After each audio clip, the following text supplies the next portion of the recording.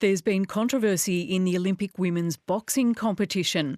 Algerian Aman Khalif is one of two female competitors who were disqualified from the Women's World Championships last year for failing a gender eligibility test. In Paris, Italy's Angela Carini abandoned her fight against the Algerian after 46 seconds and collapsed to the ground, sobbing. Sarah Maunda reports. After taking punches to the face, Italy's Angela Carini quickly abandoned her fight against her Algerian opponent, Aman Khalif.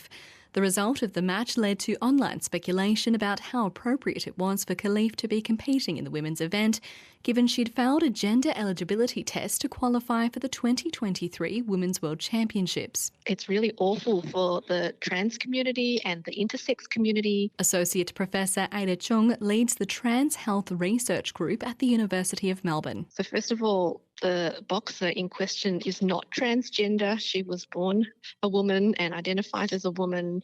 And this rhetoric that's often people make assumptions that are unfair, often inaccurate, because no one really knows the true story unless you're her medical physician and you know the results of her tests. The International Boxing Association didn't release details of the tests, which led to Aman Khalif, along with Taiwan's Ling Yuting, being disqualified last year.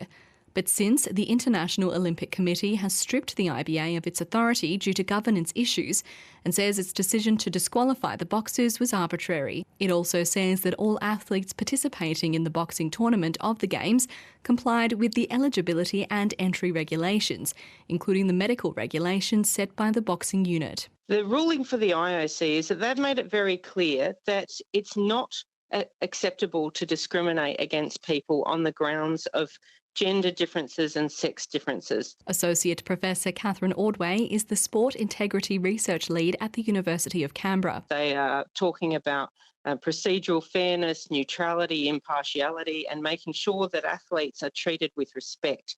What they do is they examine the data in relation to the athletes to make sure there's no competitive advantage. Nikki Dryden is a human rights lawyer and former Olympic swimmer for Canada. She says some women just have higher levels of testosterone. What we're doing here is we're making judgment calls about what is feminine enough to compete in the women's category. There are Australian athletes who have naturally high testosterone. Women who have polycystic ovary syndrome have high testosterone.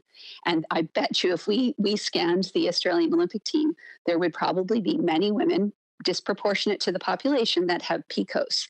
And that's because it's a natural advantage. It's also, it can be a debilitating problem. Dr. Clara Tuck-Ming Soo is a transgender woman and general practitioner.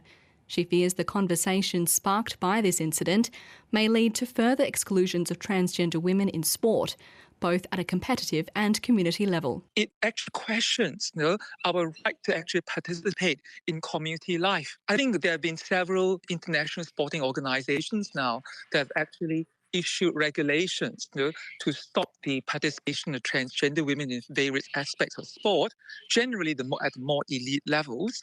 All the transgender women I know and treat, they're not trying to become Olympic athletes like Aman Khalif. They just want to actually live their lives and be a part of the community. Aman Khalif will next face Hungarian boxer Anna Lusa-Hamori in the 66-kilogram quarterfinals on Saturday. Sarah Maunda reporting.